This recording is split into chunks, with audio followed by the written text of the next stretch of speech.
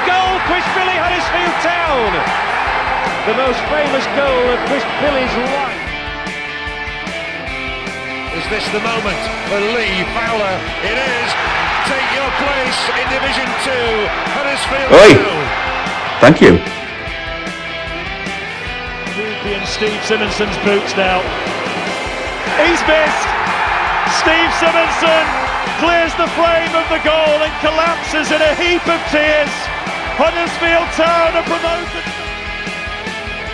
Mustafa Schindler has a chance to write his name in Huddersfield Town legend. And he takes that chance!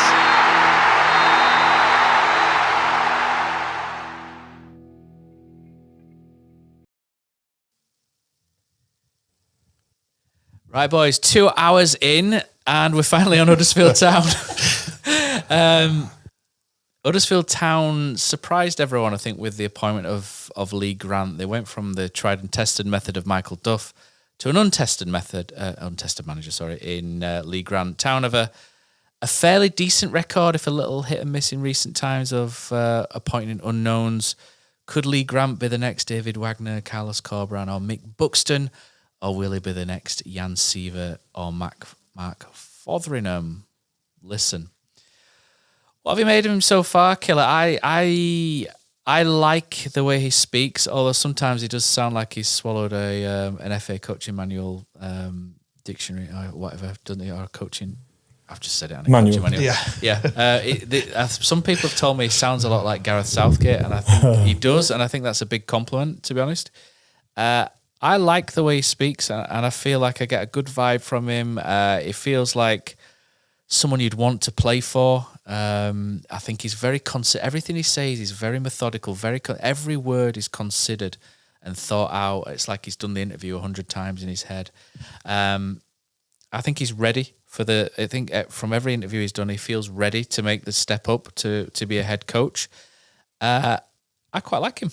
I quite like him as a character. Whether he's any good, I'm not sure yet, but I think a lot of what he's done early on is very promising. I think he's got a very clear idea of what he wants to do as well, and I think a lot of managers we've appointed in the past haven't had a clear plan of what they want to do, whereas I think Lee Grant does, and I think that's maybe why the director of football hasn't been a big issue as well, because you've got a man with a clear vision and a clear way of how he wants to imprint that on the squad. And I'm fairly impressed so far. With the director of football thing, quickly, we've signed so many players that haven't fit the way we're playing football recently. I kind of understand that we don't want that disconnect anymore. That for now, for this new manager coming in, trying to build a new culture, a new system, we don't want a disconnect between the guy signing the players and the guy playing the players. Short term, I understand that. I think long term, this isn't something necessarily that I believe is the right way forward for any club that wants to do really, really well. But for now, I get it. I understand why Lee Grant impressed Kevin Nagle. He speaks, as we were talking about before. To me, he talks like an NFL coach, like an American coach, in that he's very well media trained.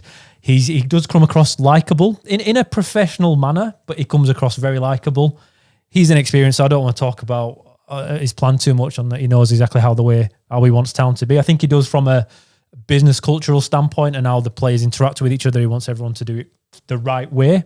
And we do need that because obviously things have been done the wrong way for quite a long period of time. But he comes across very likeable. And again, it fits what Kevin Nagle is as an owner, I think, really well.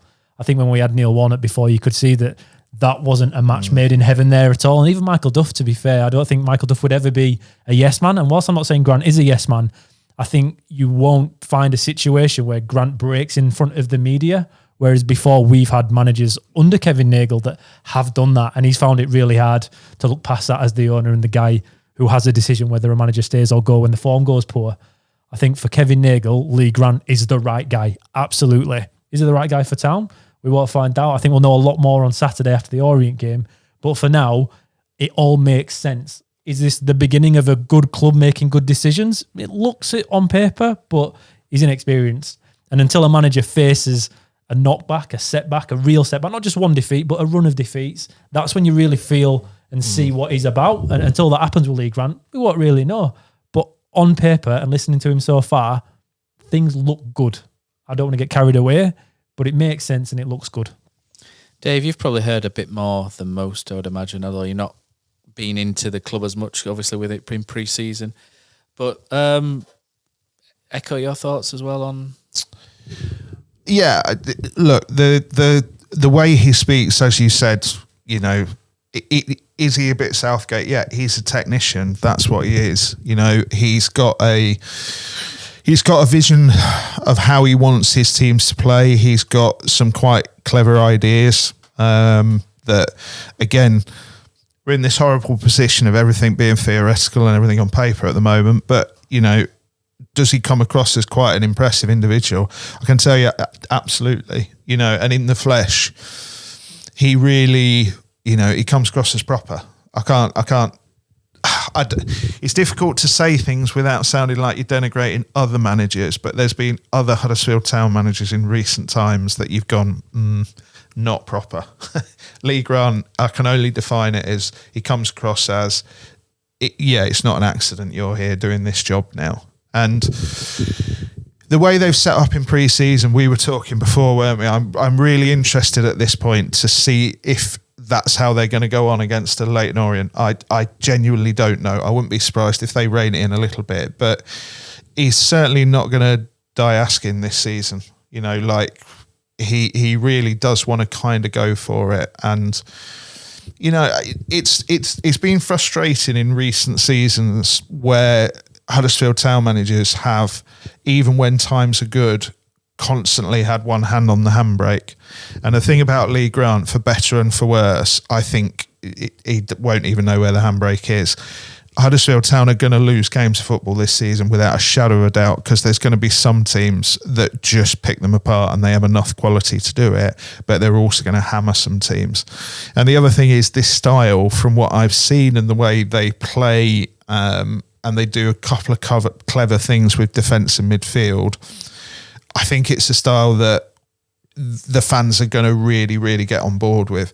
My note of caution, and I know I've already talked a lot anyway, and I said this on the other podcast, I do think Huddersfield Town could start quite sluggish because they've got so many new players, very few relationships on the pitch, a completely different style of play, a new defence to bed in, a midfield that's going to play completely different, and attackers to look for who are going to be in completely different areas than they used to. So I do think there's a world where the first 4, 5, 6 games could be a bit sluggish, a bit sticky.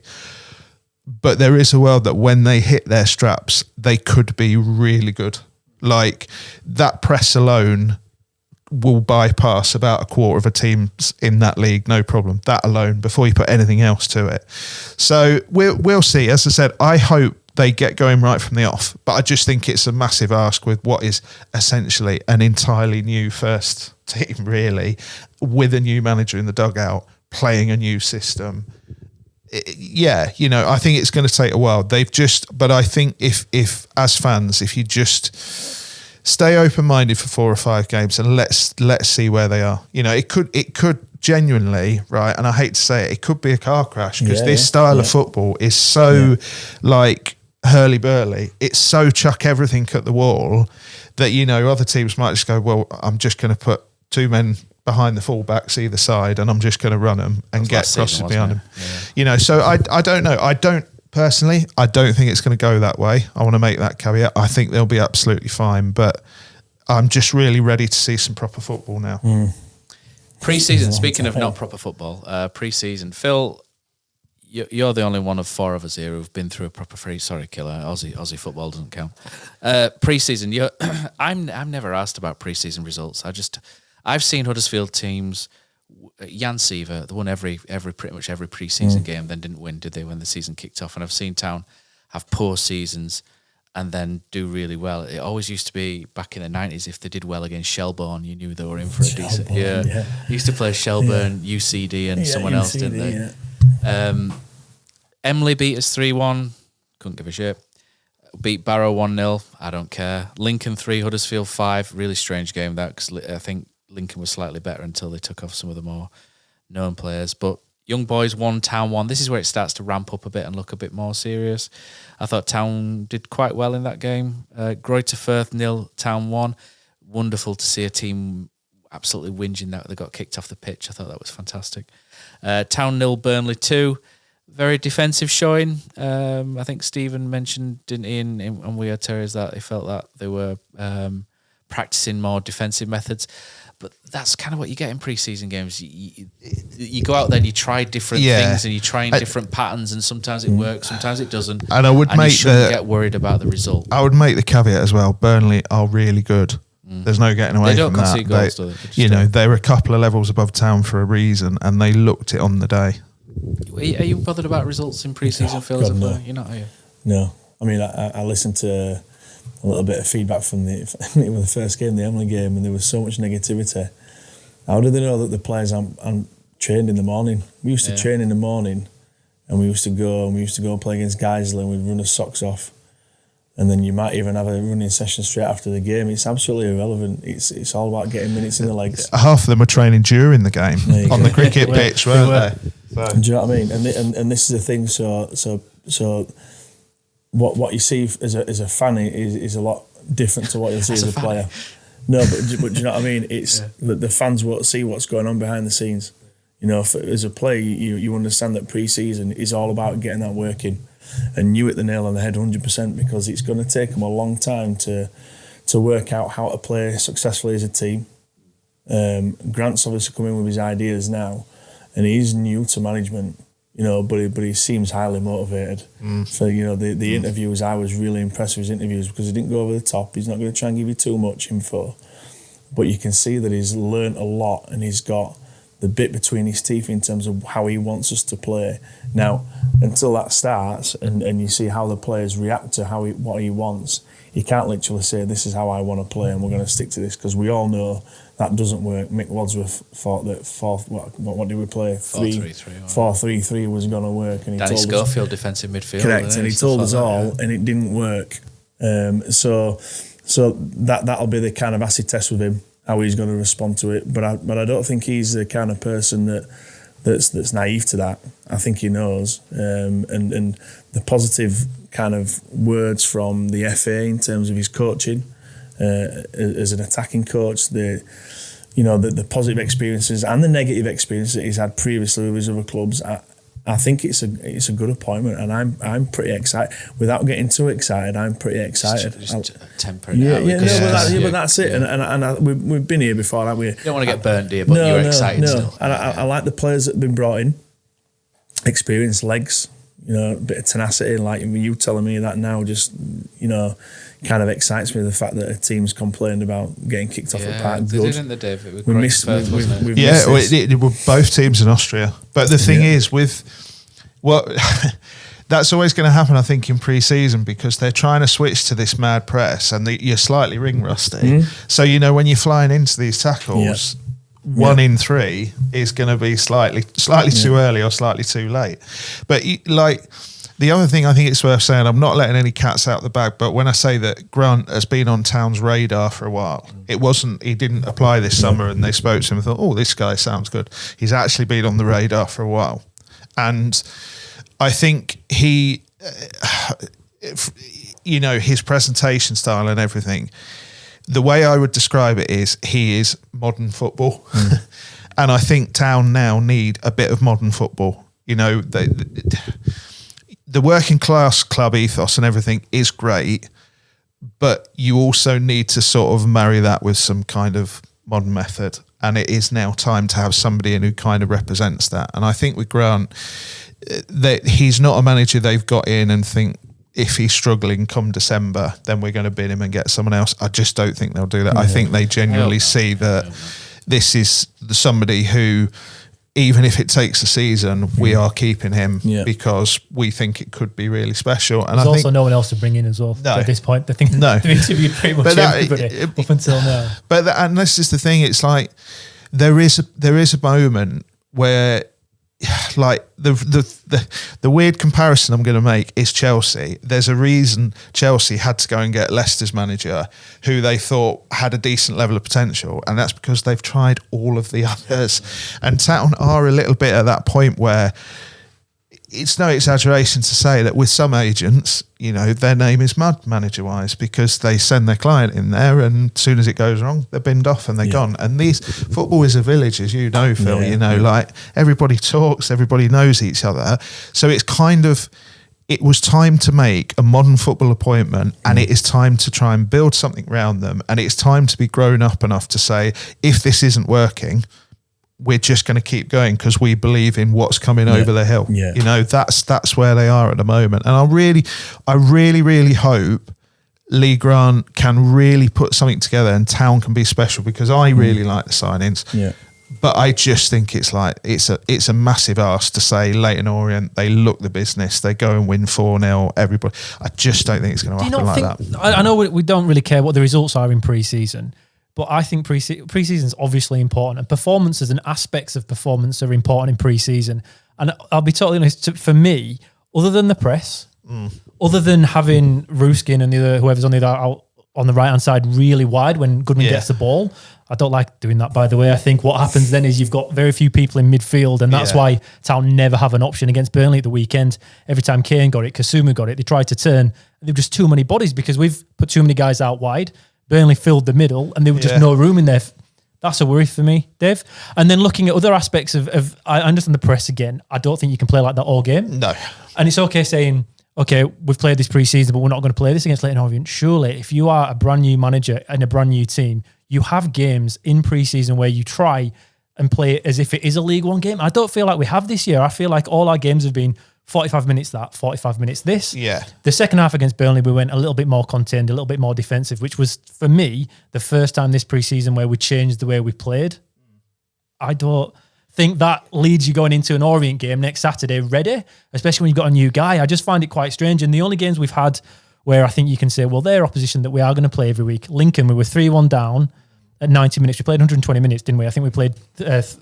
I don't know. 3:30 minute halves, wasn't it, I think. And we ended up beating them when we put our stronger team out and they put loads of reserve guys out and we put 4 goals past them. I don't think you can really count that as live football either.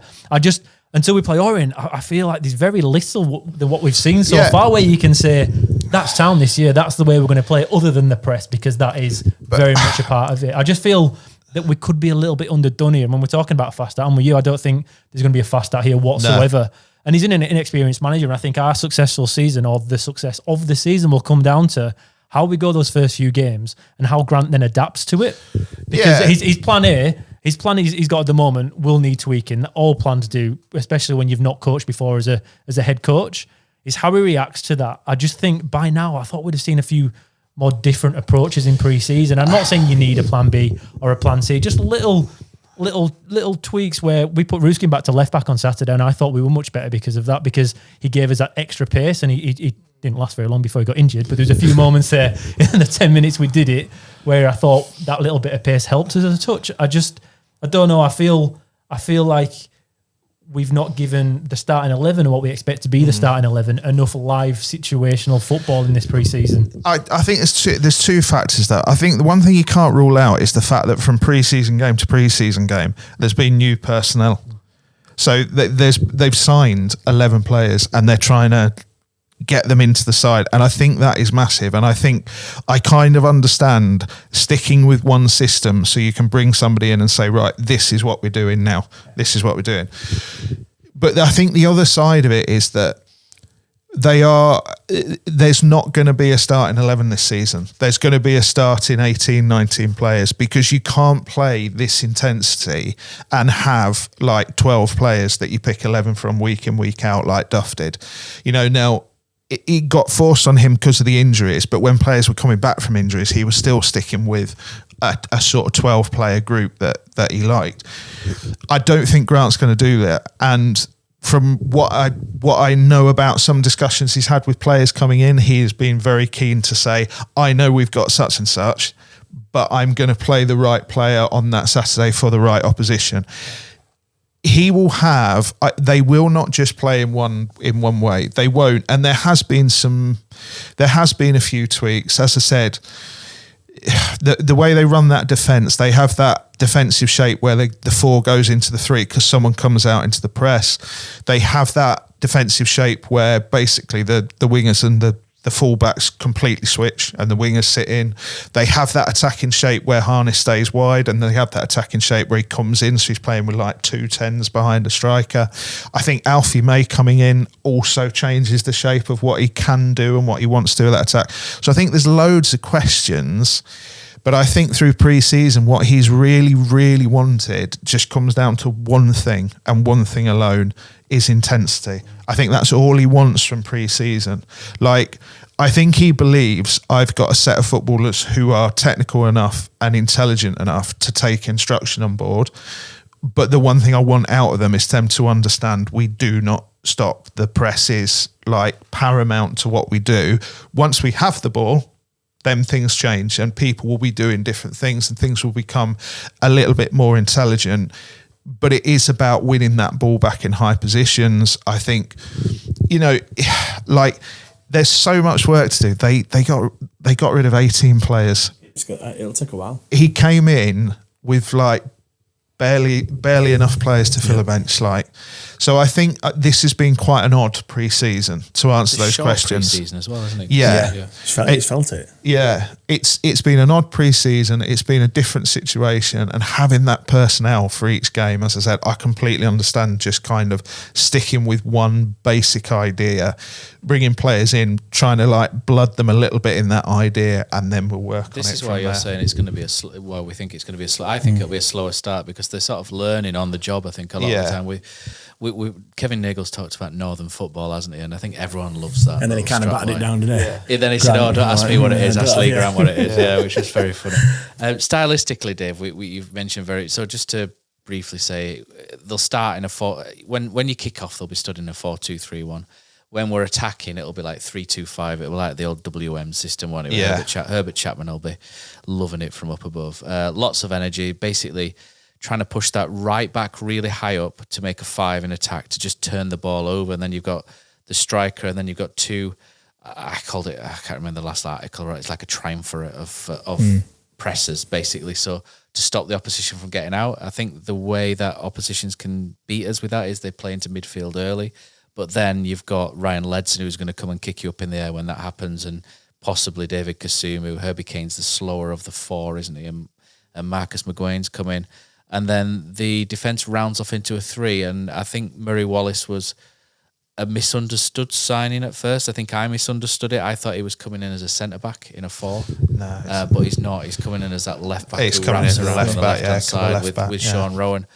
I think one thing I haven't got my head around is why they've built it the right side going forward rather than the left side, which it was at Ipswich when they had to answer that straight away in Ruskin and Miller for that job. I think they have more quality on the left. I think they think with the players they have from Rowan to Miller and Ruskin, that to be frank, they just have enough quality there. Whereas on the right, they need to try and build something a little bit different, a little bit more. Well, Gooch is coming, hasn't he? And Gooch offers a lot of energy down that side. 45 minutes on Saturday, he looked class. He looked really good. He's perfect because he gets up and down, and he's a lot more steely.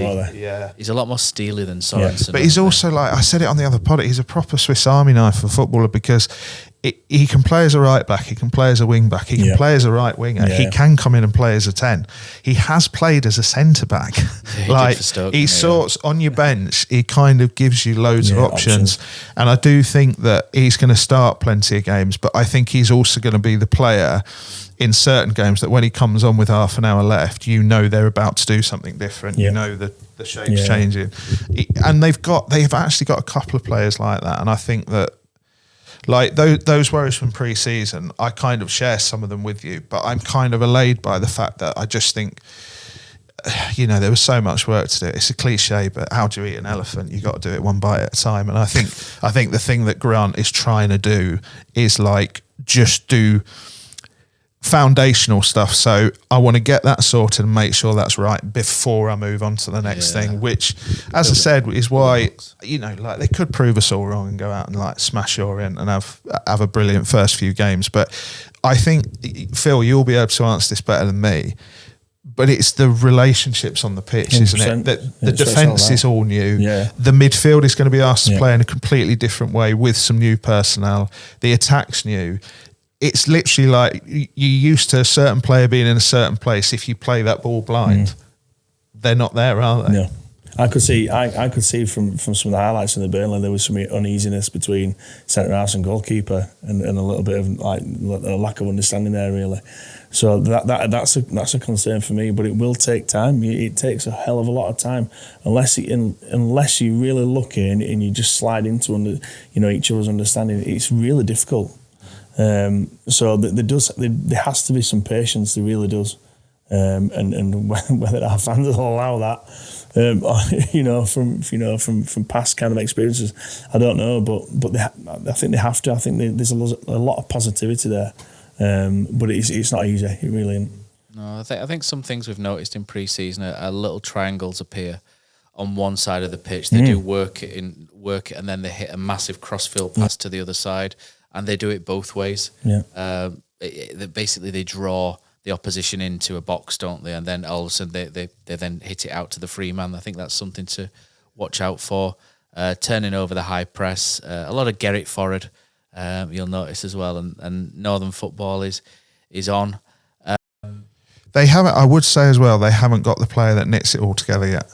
When they get a proper 10 in there, They need a number 10. that's the player who will knit a lot of these things, and they do acknowledge that. They are working on that. That is the position that they need to bring in. I think we might need one or two. The other thing you notice from pre-season is like the body language. They look completely different. They look more up for it. They look more. Like pre-season last year, they just looked. They looked like they'd been run into the ground. They looked like they hadn't enjoyed any part of it. They looked like they were kind of ready for the season to start, but they were already blowing. This season they just look bubbly. They just look different. I really like these behind the scenes training videos, etc. I don't look at like what they're doing with training. I look at who they're socialising with. I find it really interesting when they come out and they come out onto the grass pitch. Are you coming out with someone different? Is it the same groups of lads that are walking out together? You know what I mean? I quite look at that because I do think that team morale is huge. And I think that'll be the telling thing this year, because I've always looked at it that there's been groups and little pockets. Leaks, Your older players, do you know what I mean? The experience, those who've been here for a while, maybe players from different areas of the country, blah, blah, blah, and you can kind of see it. And I just think this is because it's so new. And you've got a couple of different leaders. You can see the lad from Preston seems quite impressive to me, and I quite like him. And I think you've got all these different kind of leaders that this could be the telling thing. The monkey's paw of the conversation is the curse that Huddersfield Town have been under for the last couple of years, Dave, and that's injuries. I mean, we've already got 2 players out, potentially long term. We think I can't remember exactly, but Jacob Chapman and Anthony Evans. I don't think we've had the official word on Evans yet, but I think Chapman needs an operation, doesn't he? Yeah, and I'm not sure where Evans is, but it sounds like we've got a couple out for long term.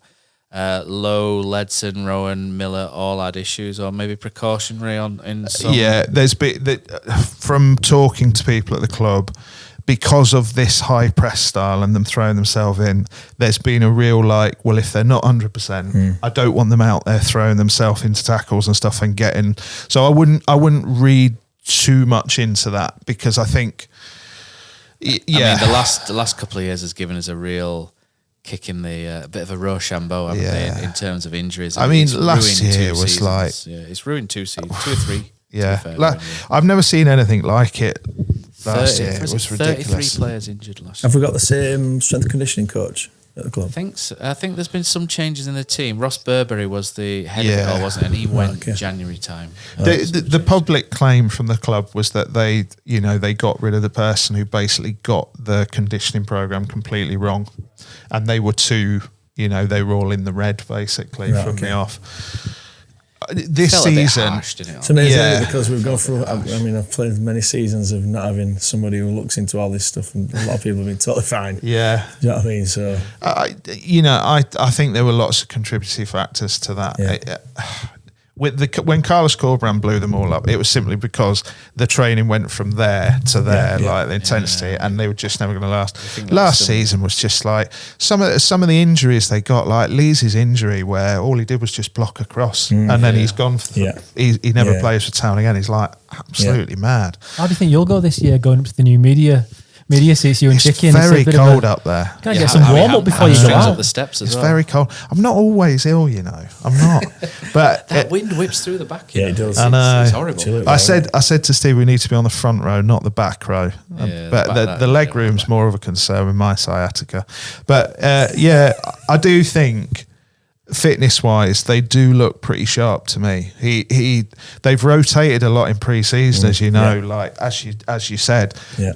That first 11, I don't think we've actually seen like a provable first 11 or anything. So they have rotated a lot. They do look fit, but I do think this season, genuinely, I don't think he's going to play like the same 4 players wide in the same positions relentlessly week in, week out, you know, which is going to help. I think there will be enough rotation to kind of naturally ease that problem a little bit, I think. So we'll talk about transfers very briefly. We signed 5 players with previous League One promotion, with a promotion under their belt, which is interesting. I think we kind of did sort of similar-ish, didn't we, last time we promoted? Ryan Ledson's come in, Alfie May, Lyndon Gooch, Sean Rowan, Marcus Harness, Murray Wallace, Joe Lowe, Jack Watmore, Marcus McGuane, Owen Goodman, and Josh Feeney. Some good signings in and amongst. We think Ryan Ledson is going to be one that we think everybody will enjoy. We've been talking about the Hogsessor for years, haven't we? The successor to Jonathan Hogg, and I think we've finally seen that maybe with Ryan Ledson. Alfie May, I think when I look at Town's striking options, Alfie May, Joe Taylor and Dion Charles, I kind of think they offer a lot of the same sort of thing, and there's not a lot of variation there. I mean, if we're just looking at rotation options, it's good. There's occasions, I think, where if we come up against, I know Phil loves the low block explanation, don't you? I hate it. Absolutely hate it. If we come up against someone who sits belongs deep, in a different then game. Phil, then I just think sometimes it may be a bit of a struggle to play. I think sometimes you have to play over rather than through. And I think I saw a couple of Alfie May goals, and he was very good at reading where the ball was going to drop in the box, which is really interesting. But I think sometimes you might just need a bigger option, like a battering ram at times, or someone to hold the ball. Because I'm looking at that I still feel like you can pass through those lines, though. I still feel like if you're accurate enough with your passing. I think Lee Grant feels the same as well. I don't. I've looked at a little bit of what they're doing in training and some kind of like little phases that they've been using. It surprised me they didn't use it against Burnley, because there were a lot of times where they've moved the ball in those wide areas and then either put a ball in or kind of come back out again, where they've been making those runs in behind and playing those little triangles down the back. I think there's a reason they didn't use it against Burnley, because I don't think they want to let the cat out of the bag. They have been working really hard on moving a defence left to right, right to left, and picking their moment to get the overlaps and get a man in there. I'm not so worried about them playing against a low block. You know, I still think that 10 is the one that knits together a lot of things. We've not seen who that is. But I think I think they know that's what they're going to face against some teams. So they're working on it. I think there's a lot we just haven't seen yet. Yeah. I think the low block will be fine because they'll gift us the ball and we can play the way through. My issue is going to be, I think, and Town's issue, when you're playing against a team that has the better of that midfield battle. Because if you've only got 2 short lads up top, but you don't get the ball to your midfielders, it doesn't get to your 10. It doesn't get to them to make that little nice triangle pass into the front two. Whereas if you have a different option up top, if you've got a bigger guy, you can go rudimentary football. That's how Wrexham ended up getting promoted, didn't they, at the end of last season? And they played the football, and to be fair, they weren't great. And then the last 15 minutes, they had a few different options to go a little bit more direct. And I know that's not necessarily modern football. And I know that, but I think the worry I have with Town and the way they're going to attack here is that if a team does find out how to stop that, if we aren't as effective against them, and against 23 other teams in the division, there will be games where it isn't working. Is there another way we can kind of make it work? Because if I'm looking at the strikers that we have today, I think there's going to be games where we become unstuck, and it won't just be because the defence is knackered because of over-pressing higher up the field and there's more chasing to do. Just that if our strikers can't get it together, then I don't Do you know think what other that's options we where have. Although with Ladapo Alfie, steps in? sorry, Yeah, that's where Ladapo steps in. maybe because I tell you what though, he hasn't been bad pre-season. 20 goals. 20 goals under Lee Grant last time he Correct. Lee Grant. Prior to May joining, I think Ladapo's been the better striker of everyone we had this pre-season, to be totally honest. And I never thought I'd be sat here saying this, Phil. But no, that's only my worry, Dave. That's only my worry with it. In that, if it isn't working, I don't know what else we have.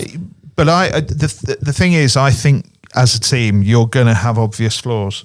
But I think you're going to address some of them in January. Yeah.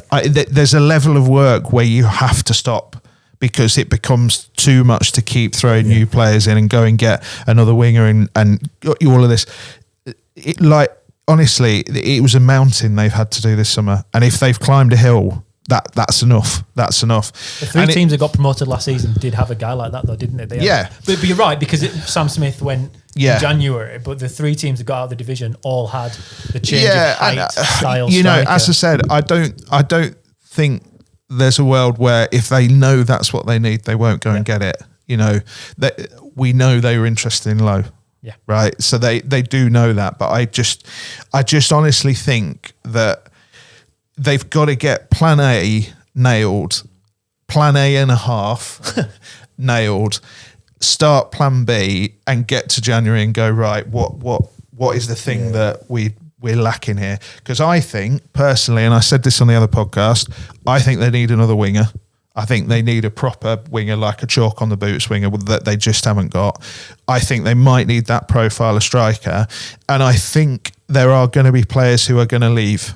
And I'm interested to see, you know, if, say they lost to David Kasumu, do they run till January and go, actually, we need a player who's a little bit like David Kasumu? You know, so I think there are questions, but I just think, as I said, that like in one summer with a new manager, it's really difficult. And I think that like the things we're talking about, I think are things that would be like really nice to have, but you've got to like look at what you've got at some point.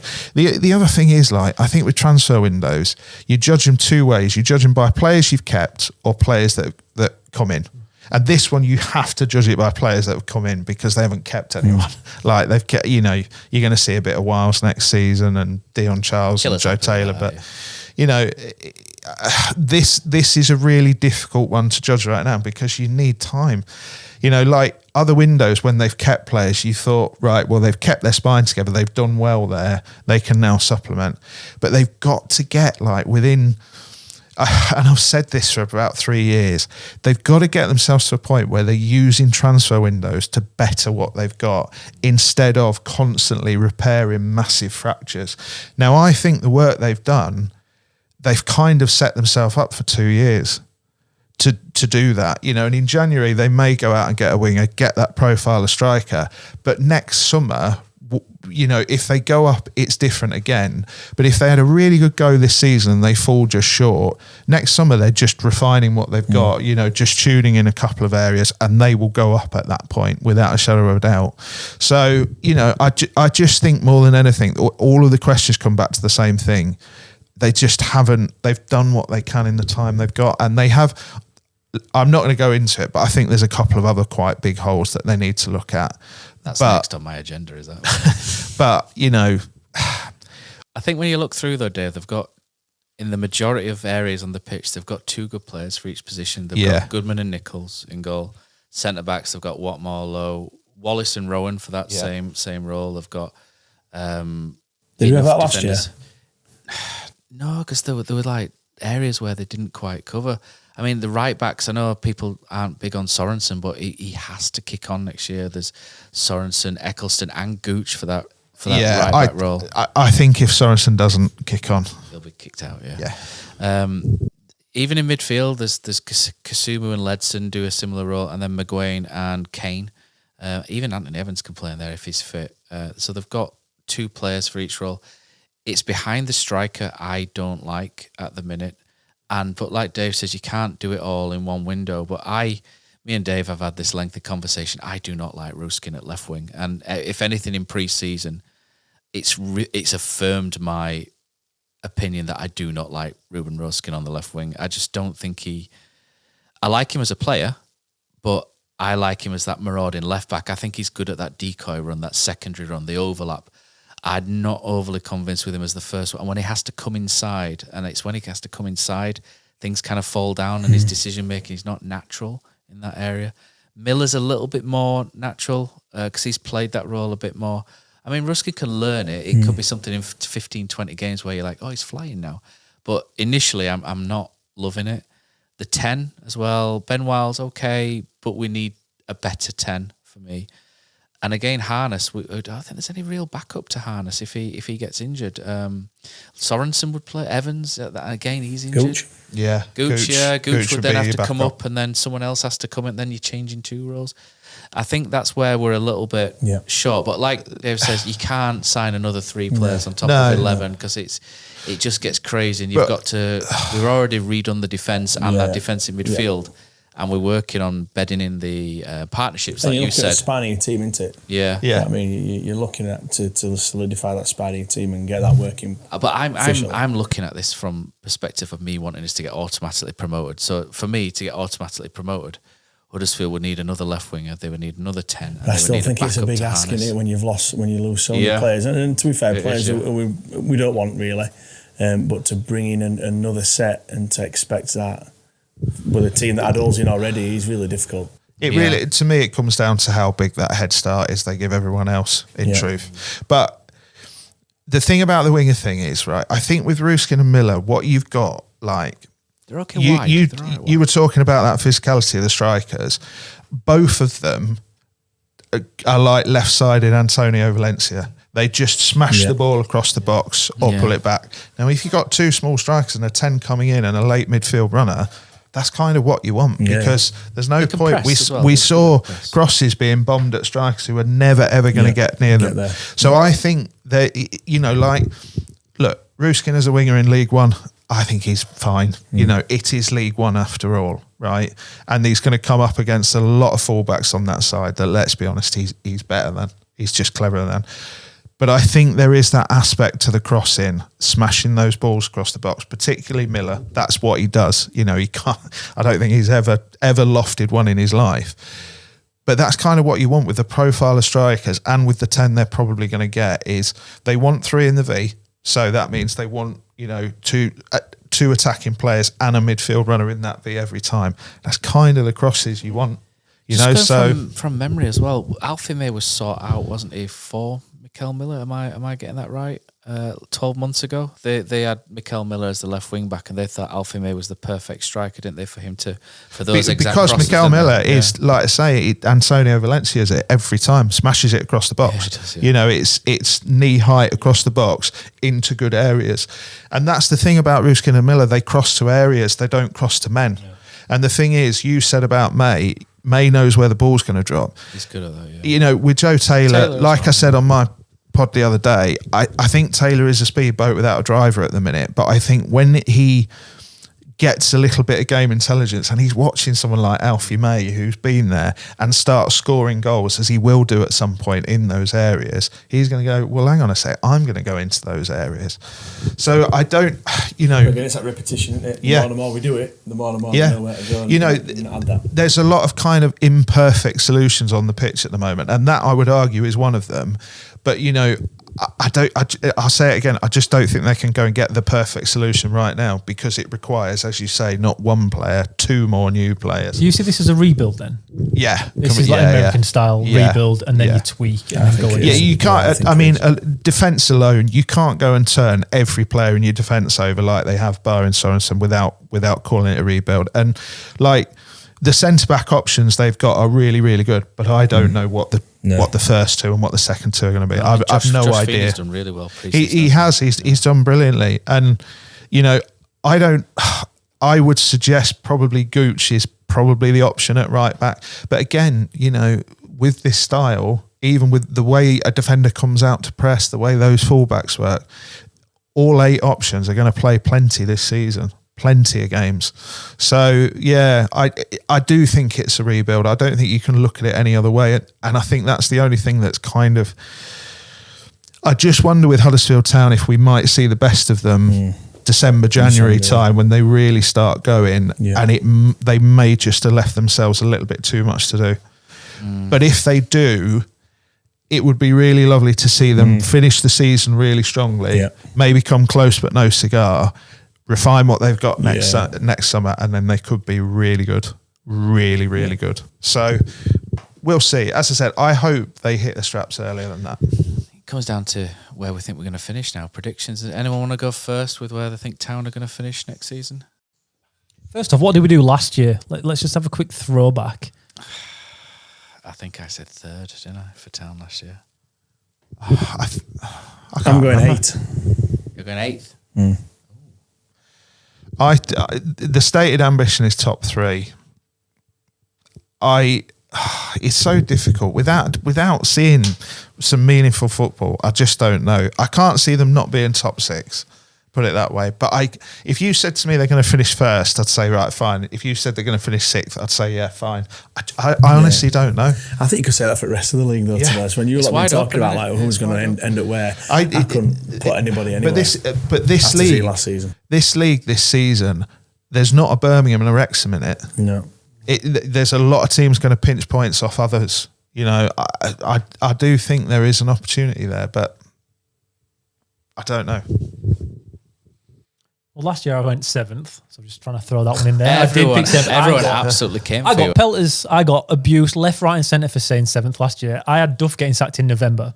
I thought it'd be a rough start, and the expectations fans had. I didn't think he'd react well to it in November and be gone then. Obviously, it lasted a little bit longer. I did retract my 7th at one point and think we were going to go top 2 when we signed everybody in January, so maybe I should have left that one out there. I think that, like you say, this division this year is much different. Yeah. And I don't see Town going through periods of games like we did last year where we lost 6 in a row, then 3 in a row, then we lost 7 out of 9. And this team will not do that. You've got too many leaders at the back that are new to the club, something to prove. You've got players that want to be here for the right reasons. Yeah. Alfie May, for example, his wife, I think, lives in South Yorkshire and he wanted to come back up last year and that's why he wanted to come. And then Birmingham made an offer that was too good to refuse.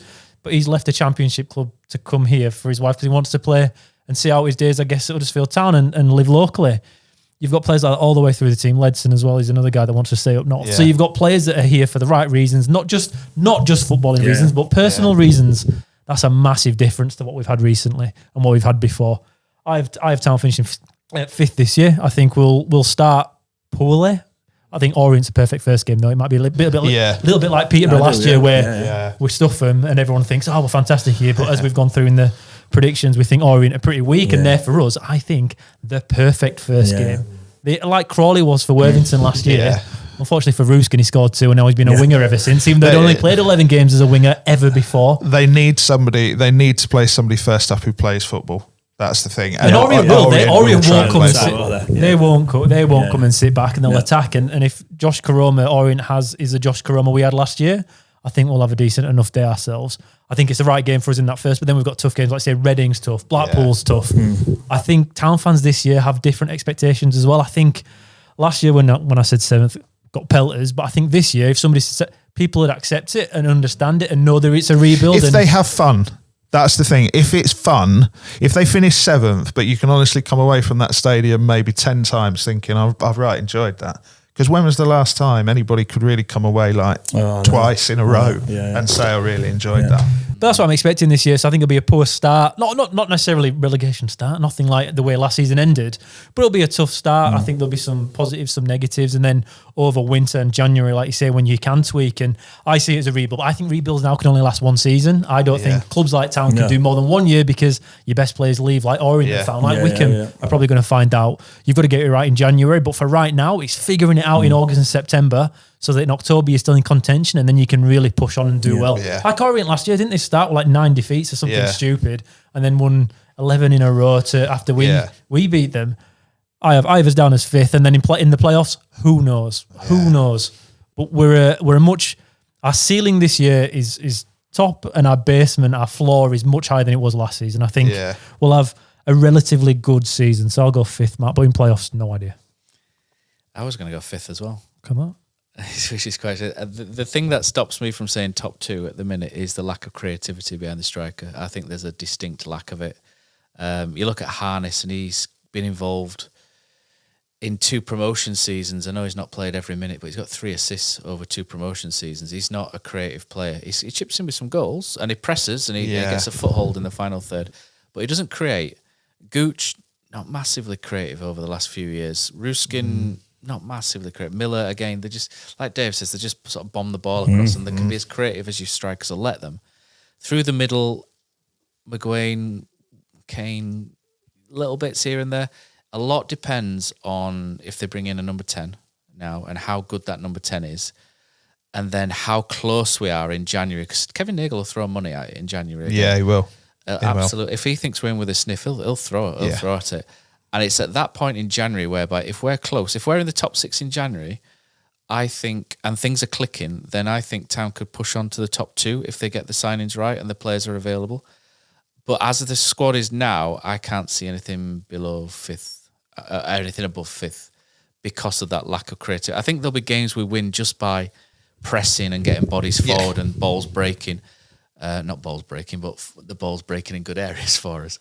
But I don't think we'll sit there and we'll see Huddersfield playing champagne football early on and just picking teams off, because I don't think we've got the players to do that yet, unless we're active in this last month and we bring in 1 or 2 that are good, and maybe that variation in striker as well, which we've talked about. But I think Town will be in the top 6, and I think how close they are, and I think because the league's so wide open, I think we can be close in January, and at that point, if we get things right, we can go up another level and take it from there. I think the positions, though, I think just going back to the fun aspect, I think the fun aspect is a stated aim.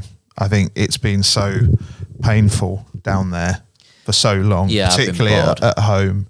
Considering the price rises as well, they've got to kind of justify that a little bit, haven't they? Genuinely, I think if they lose a couple, but it's quite harem-scarum and the fans are all behind them and all of that for a few games and the energy's high and they like this team, which is another thing.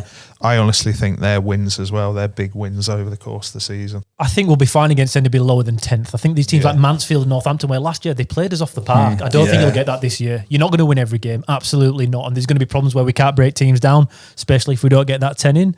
But overall, I think we'll be fine. We will lose games on counter-attacking football. That happens. That's football. Last year, that's not what happened. We were thoroughly beaten by teams that were paying far less for the players. And even going into the game, the form wasn't anywhere near as good as ours. Yet for some reason on the day, they just turned us over and they looked like absolute world beaters. I think that stops now, but I don't expect to see that even with a slow start. I don't think we'll get the same poor performances that we got last year. And then it's just if you can figure a way to beat those good teams. At the moment, through pre-season, Dave, I'm not entirely sure we've got that intricate football needed to unlock the best defences like your Stockports. I'm not entirely sure just yet. We'll find out. I'm there with you, but I also think I think a lot has been held back in pre-season. I don't think they want. I think they would quite like the analysts to think this is all Town have got at the minute. Right, so I think that's enough. I think we've gone on. This has been the longest podcast. Dave said, "Let's not make this a long one." I think it's the longest podcast we've ever done in close to 300. Too comfortable. Yeah, I know. In this nice new studio that Killer's set up and everything. I think that's all we've got time for this week, and I'll be surprised if anyone can listen to all of this in one sitting. I'll be absolutely stunned. Thanks everyone for listening. Remember, sign up to the Patreon, www.takesthatchance.com. The reason that you should do so is because even if you join up as free, there'll still be bonus episodes that are Patreon exclusive only, that will appear on your timeline and in your inbox. Killer, Dave, Phil, thank you very much, and hopefully it's going to be a great season for Town. Join us for the drive-in before the Orient game, and hope the Town.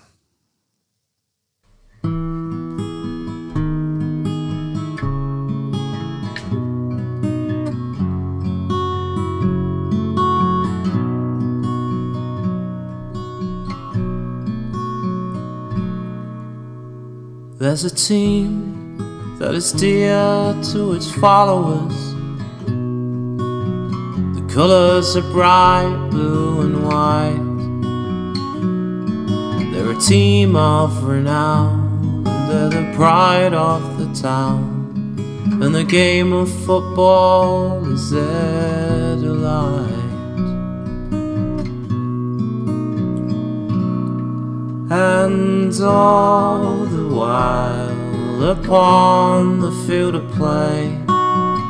Thousands loudly cheer them on the way.